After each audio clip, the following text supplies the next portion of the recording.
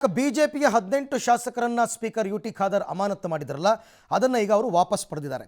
March 21ನೇ ತಾರೀಕು ಸದನದಲ್ಲಿ paper ಹರಿದಾಕಿ ಪೀಠಕ್ಕೆ ಅಗೌರವ ತೋರಿದಂತಹ ಆರೋಪದಲ್ಲಿ 6 ತಿಂಗಳ ಕಾಲ ಅಮಾನತು ಮಾಡಿದರು. ಆಮೇಲೆ ಇವರು ರಾಜ್ಯಪಾಲರನ್ನ ಭೇಟಿಯಾಗಿದ್ದು ಮತ್ತು ಮನವಿ ಮಾಡಿಕೊಂಡಿದ್ದು ವಾಪಸ್ ತಗೋಬೇಕು ಅಂತ ಇವತ್ತೊಂದು ಸಭೆಯನ್ನು ನಡೆಸಿದರು ಯುಟಿ ಖಾದರ್ ಅವರು. ಸಭೆಯಲ್ಲಿ ಸಿಎಂ, ಡಿಸಿಎಂ, ಕಾನೂನು ಸಚಿವರು, ವಿರೋಧ ಪಕ್ಷದ ನಾಯಕ ಆರ್ ಅಶೋಕ್ ಎಲ್ಲರೂ ಕೂಡ ಸಭೆಯಲ್ಲಿ ಭಾಗಿಯಾಗಿದ್ದರು. ಅಶೋಕ್ ಅವರು ತುಂಬ ಕನ್ವಿನ್ಸ್ ಮಾಡಿದ್ರು, ಎಲ್ಲ ಒಪ್ಕೊಂಡ್ರು. ಹಾಗಾಗಿ ಅಶ್ವಥ್ ನಾರಾಯಣ್, ಎಸ್ ಆರ್ ವಿಶ್ವನಾಥ್, ಮುನಿರತ್ನ, ಭೈರತಿ ಬಸವರಾಜ್, ಭರತ್ ಶೆಟ್ಟಿ, ಯಶ್ಪಾಲ್ ಸುವರ್ಣ ಸೇರಿ 18 ಬಿಜೆಪಿಗರ ಮೇಲಿದ್ದ ಅಮಾನತ್ತು ಈಗ ವಾಪಸ್ಸಾಗಿದೆ. ಅಧಿವೇಶನ ಕೊನೆಯ ದಿನದಲ್ಲಿ ಸಂವಿಧಾನ ಪೀಠಕ್ಕೆ ಅಗೌರವ ತೋರಿಸಿದ ಕಾರಣ ನಾವು ಕ್ರಮವನ್ನು ತೆಗೆದುಕೊಂಡಿದ್ದೆವು.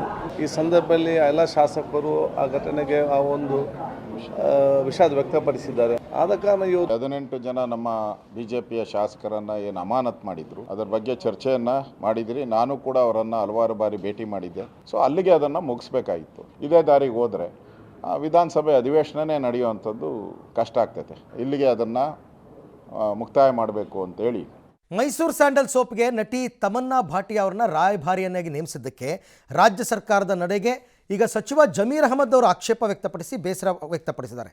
ನಮ್ಮ ರಾಜ್ಯದಲ್ಲೇ ಬೇಕಾದಷ್ಟು ನಟಿಯರಿದ್ದಾರೆ, ಅವ್ರನ್ನೇ ಯಾರನ್ನಾರು ಮಾಡ್ಬೋದಾಗಿತ್ತು, ಜನರ ಅಭಿಪ್ರಾಯನೂ ಇದೆ, ನನ್ನ ವೈಯಕ್ತಿಕ ಅಭಿಪ್ರಾಯನೂ ಇದೆ ಅಂತ ಜಮೀರ್ ಅವರು ಹೇಳಿ ಆಶ್ಚರ್ಯ ಮೂಡಿಸಿದ್ದಾರೆ. ಎಲ್ಲೋ ಒಂದು ಕಡೆ ನಮಗೂ ಅನಿಸ್ತಾ ಇದ್ದದ್ದು ನಮ್ಮ ರಾಜ್ಯದವ್ರನ್ನ ಯಾರೋ ಮಾಡಬೇಕಾಗಿತ್ತಂತ. ಆಚೆಯವ್ರನ್ನ ಕರ್ಕೊಂಡು ಬರೋದು ಮಾಡೋದ್ರಿಂದ ನಮ್ಮ ರಾಜ್ಯದಲ್ಲೇ ನಟಿಗಳು ಭಾಳ ಜನ ಇದ್ದಾರೆ. ಇಲ್ಲೇ ಮಾಡಬೇಕಂತ ನನ್ನ ಅಭಿಪ್ರಾಯ, ನಮ್ಮ ರಾಜ್ಯದವ್ರನ್ನ ಮಾಡಬೇಕಂತ ನನ್ನ ಅಭಿಪ್ರಾಯನೂ ಇದೆ.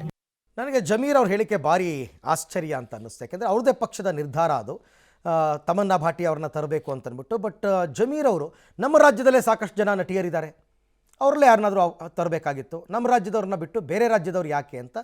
ಬಟ್ ನಿಮ್ಮ ಪಕ್ಷದ ಎಂ ಬಿ ಪಾಟೀಲರು ಹೇಳೋದು, ನಾವು ಇದನ್ನು ನ್ಯಾಷನಲ್ ಲೆವೆಲ್, ಇಂಟರ್ನ್ಯಾಷನಲ್ ಲೆವೆಲ್ನಲ್ಲಿ ಪ್ರಮೋಟ್ ಮಾಡ್ತಾ ಇದ್ದೀವಿ, ಹಾಗಾಗಿ ನಮಗೆ ಆ ರೇಂಜಿನ ನಟಿಯರು ಬೇಕು, ಎಲ್ರಿಗೂ ಗೊತ್ತಿರೋಂಥವ್ರು ಬೇಕು, ಹಾಗಾಗಿ ಅವ್ರು ತೊಗೊಂಡಿದ್ವಿ. ಜೊತೆಗೆ ಕನ್ನಡದ ಕೆಲವು ಟಾಪ್ ಹೀರೋಯಿನ್ಸ್ಗಳನ್ನ ನಾವು ಕಾಂಟ್ಯಾಕ್ಟ್ ಮಾಡಿದ್ವಿ, ಅವ್ರು ಬೇರೆ ಬೇರೆ ಪ್ರಾಡಕ್ಟ್ಗಳಿಗೆಲ್ಲ ಸೈನ್ ಮಾಡಿಬಿಟ್ಟಿದ್ದಾರೆ, ಆಮೇಲೆ ಕೆಲವರು ನಮ್ಮ ಬಜೆಟಿಗೆ ಬರಲಿಲ್ಲ, ಹಾಗಾಗಿ ತೊಗೊಂಡಿದ್ದೀವಿ ಅಂತ ಸಮರ್ಥನೆ ಕೊಟ್ಟಿದ್ದಾರೆ. ನೋಡೋಣ, ಬಿ ಜೆ ಪಿಯವರಂತೂ ಆ್ಯಸ್ ಯೂಶುವಲ್ ಅಪೋಸ್ ಮಾಡಿದ್ದಾರೆ. ಇನ್ನು ಆಪರೇಷನ್ ಸಿಂಧೂರ ಕೇವಲ ಮಿಲಿಟರಿ ಕಾರ್ಯಾಚರಣೆ ಆಗಿರಲಿಲ್ಲ, ಬದಲಾದ ಭಾರತದ ಪ್ರತಿಬಿಂಬ ಅಂತ ಪ್ರಧಾನಿ ಮೋದಿಯವರು ಮನ್ ಕಿ ಬಾತ್ನಲ್ಲಿ ಹೇಳಿದ್ದಾರೆ. ಇವತ್ತು ಇಡೀ ದೇಶವೇ ಭಯೋತ್ಪಾದನೆ ವಿರುದ್ಧ ಒಗ್ಗಟ್ಟಾಗಿದೆ ಅಂತ ಹೇಳಿದ್ದಾರೆ. ಅಲ್ಲದೆ ಪಾಕಿಸ್ತಾನ ಹಾಗೂ ಪಾಕ್ ಆಕ್ರಮಿತ ಕಾಶ್ಮೀರದಲ್ಲಿ ಭಯೋತ್ಪಾದಕ ನೆಲೆಗಳನ್ನು ನಾಶಗೊಳಿಸುತ್ತಿರುವ ಭಾರತೀಯ ಸಶಸ್ತ್ರ ಪಡೆಗಳನ್ನು ಪ್ರಧಾನಿ ಮೋದಿಯವರು ಹಾಡಿ ಹೊಗಳಿದ್ದಾರೆ. ಈ ಕಾರ್ಯಾಚರಣೆಯ ಯಶಸ್ಸಿಗೆ ಭಾರತದ ಸ್ವದೇಶಿ ನಿರ್ಮಿತ ರಕ್ಷಣಾ ಸಾಮರ್ಥ್ಯಗಳು ಕಾರಣವಾಗಿದೆ ಅಂತಲೂ ಹೇಳಿದ್ದಾರೆ. ಇನ್ನು ನ್ಯೂಯಾರ್ಕ್ನಲ್ಲಿರುವ ಶಶಿ ತರೂರ್ ತಂಡ ಆಪರೇಷನ್ ಸಿಂಧೂರ ಅಡಿ ಭಾರತೀಯ ಸೇನೆಯ ನಿಖರ ದಾಳಿಯನ್ನು ಬೆಂಬಲಿಸಿದ್ದಾರೆ. ಅಂತೆಯೇ ಪಾಕ್ ಈ ಪ್ರಕರಣದಲ್ಲಿ ಊಹಿಸಬಹುದಾದ ನಿರಾಕರಣೆ ಮತ್ತು ದಿಕ್ಕು ತಪ್ಪಿಸಿದೆ ಅಂತ ಆರೋಪಿಸಿದ್ದಾರೆ. ಅಮಾಯಕರನ್ನ ಕೊಂದು ಸಮರ್ಥನೆಗೆ ಧರ್ಮವನ್ನು ಬಳಸ್ತಾರೆ ಅಂತ ಪಾಕ್ ವಿರುದ್ಧ ಎಂಐಎಂ ಸಂಸದ ಓವೈಸಿ ದಾಳಿ ನಡೆಸಿದ್ದಾರೆ. ಪಾಕಿಸ್ತಾನ ಚೀನಾ ಬೆಂಬಲದೊಂದಿಗೆ ಅಣ್ವಸ್ತ್ರ ಶಸ್ತ್ರಾಗಾರಗಳನ್ನು ಆಧುನೀಕರಣಗೊಳಿಸ್ತಾ ಇದೆ ಅಂತ ಅಮೆರಿಕ ಹೇಳಿದೆ. ಇನ್ನು ಶಿವಮೊಗ್ಗದ ಮಂಜುನಾಥ ನಿವಾಸಕ್ಕೆ ಅಸ್ಸಾಂ ಸಚಿವ ಬಿಮಲ್ ಬೋರಹ್ ಅವರು ಭೇಟಿ ನೀಡಿ ಸಾಂತ್ವನ ಹೇಳಿದ್ದಾರೆ. ಅಲ್ಲದೆ 5 ಲಕ್ಷ ರೂಪಾಯಿ ಪರಿಹಾರ ಕೊಟ್ಟಿದ್ದಾರೆ. ಇದೆಲ್ಲದರ ನಡುವೆ ಭಯೋತ್ಪಾದಕರನ್ನು ಸುಟ್ಟಾಕಬೇಕಿತ್ತು, ಧ್ವಂಸ ಮಾಡಬೇಕಿತ್ತು, 2 ದಿನ ಧ್ವಂಸ ಮಾಡಿದ್ದು ನಮಗೆ ತೃಪ್ತಿ ಇಲ್ಲ ಅಂತ ಆಪರೇಷನ್ ಸಿಂಧೂರದ ಬಗ್ಗೆ ಸಚಿವ ಶಿವರಾಜ್ ತಂಗಡಗಿ ಅಸಮಾಧಾನ ವ್ಯಕ್ತಪಡಿಸಿದ್ದಾರೆ. ಎಲ್ಲ ಭಯೋತ್ಪಾದಕರನ್ನ ಸುಟ್ಟಾಕಬೇಕಾಗಿತ್ತು, ಧ್ವಂಸ ಮಾಡಬೇಕಾಗಿತ್ತು. 2 ದಿವಸ ಧ್ವಂಸ ಮಾಡಿದ್ದೆ ನಮ್ಗೆ ತೃಪ್ತಿ ಇಲ್ಲ, ಏನ ಹೇಳೋದು. ಇನ್ನು ಮಹತ್ವದ ಬೆಳವಣಿಗೆಯೊಂದರಲ್ಲಿ ಭಾರತ ದೇಶದ ದಶಕಗಳ ಕನಸು ಕೊನೆಗೂ ನನಸಾಗಿದೆ. ಏನು? ಜಪಾನ್ ದೇಶವನ್ನು ಹಿಂದಿಕ್ಕಿ ಭಾರತ ಜಗತ್ತಿನ 4ನೇ ಅತಿ ದೊಡ್ಡ ಆರ್ಥಿಕ ರಾಷ್ಟ್ರವಾಗಿ ಹೊರಹೊಮ್ಮಿದೆ. ಈ ಬಗ್ಗೆ ನೀತಿ ಆಯೋಗದ ಸಿಇಒ BVR ಸುಬ್ರಹ್ಮಣ್ಯಂ ಮಾಹಿತಿ ನೀಡಿದ್ದು, ನಾವೀಗ $4 ಟ್ರಿಲಿಯನ್ ಅಮೆರಿಕನ್ ಡಾಲರ್ ಆರ್ಥಿಕತೆಯನ್ನು ಹೊಂದಿದ್ದೇವೆ. ಯುನೈಟೆಡ್ ಸ್ಟೇಟ್ಸ್, ಚೀನಾ ಮತ್ತು ಜರ್ಮನಿ ದೇಶಗಳು ಮಾತ್ರ ಭಾರತಕ್ಕಿಂತ ಮುಂದಿವೆ. ಮುಂದಿನ 3 ವರ್ಷಗಳಲ್ಲಿ ನಾವು ಅತಿ ದೊಡ್ಡ ಆರ್ಥಿಕತೆಯಾಗಿ ಹೊರಹೊಮ್ಮುತ್ತೇವೆ ಅಂತ ಭರವಸೆ ಕೊಟ್ಟಿದ್ದಾರೆ. ಜೊತೆಗೆ ವಿಕಸಿತ ಭಾರತ ಅಟ್ 2047 ಎಂಬ ಘೋಷಣೆ ಕೇವಲ ಒಂದು ಘೋಷಣೆಯಲ್ಲ, ಅದರ ಹಿಂದೆ ಒಂದು ಕ್ರಮಬದ್ಧ ಮತ್ತು ವಿಕೇಂದ್ರೀಕೃತ ಯೋಜನಾ ಕಸರತ್ತಿದೆ. 17 ರಾಜ್ಯಗಳು ಈಗಾಗಲೇ ತಮ್ಮ ವಿಷನ್ 2047 ದಾಖಲೆಗಳನ್ನು ಸಿದ್ಧಪಡಿಸಿವೆ. ಗುಜರಾತ್, ಆಂಧ್ರ ಪ್ರದೇಶ, ಉತ್ತರ ಪ್ರದೇಶ ಮತ್ತು ತಮಿಳುನಾಡು ರಾಜ್ಯಗಳು ಮುಂಚೂಣಿಯಲ್ಲಿವೆ ಅಂತ ಹೇಳಿದ್ದಾರೆ. RJD ಮುಖ್ಯಸ್ಥ ಲಾಲು ಪ್ರಸಾದ್ ಯಾದವ್ ಅವರ ಕುಟುಂಬದಲ್ಲಿ ಬಿರುಗಾಳಿನೇ ಎದ್ಬಿಟ್ಟಿದೆ. ತಮ್ಮ ಹಿರಿಯ ಪುತ್ರ ತೇಜ್ ಪ್ರತಾಪ್ ಯಾದವ್ ಅವರನ್ನು ಪಕ್ಷದಿಂದ 6 ವರ್ಷಗಳ ಕಾಲ ಲಾಲು ಪ್ರಸಾದ್ ಯಾದವ್ ಅವರು ಉಚ್ಚಾಟಿಸಿದ್ದಾರೆ. ಅಲ್ಲದೆ ಕುಟುಂಬದಿಂದ ಕೂಡ ಹೊರಗಾಕಿದ್ದಾರೆ.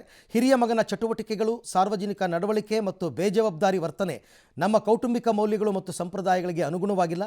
ಹೀಗಾಗಿ ಪಕ್ಷ ಮತ್ತು ಕುಟುಂಬದಿಂದ ದೂರ ಇಡ್ತಾ ಇದ್ದೀನಿ ಅಂತ ಲಾಲು ಅವರು ಎಕ್ಸ್ನಲ್ಲಿ ಬರ್ಕೊಂಡಿದ್ದಾರೆ. 12 ವರ್ಷಗಳೊಂದಿಗೆ ಮಹಿಳೆ ಜೊತೆ ಸಂಬಂಧದಲ್ಲಿ ಇರೋದಾಗಿ ನಿನ್ನೆಯಷ್ಟೇ ತೇಜ್ ಪ್ರತಾಪ್ ಅವರು ಬಹಿರಂಗಪಡಿಸಿದರು. ಇನ್ನು ಮಾಸ್ಕೋ ಏರ್ಪೋರ್ಟ್ ಡ್ರೋನ್ ಅಟ್ಯಾಕ್ ಮಾಡಿದ್ದ ಉಕ್ರೇನ್ ಮೇಲೆ ರಷ್ಯಾ ಬೆಂಕಿ ಮಳೆ ಸುರಿಸಿದೆ.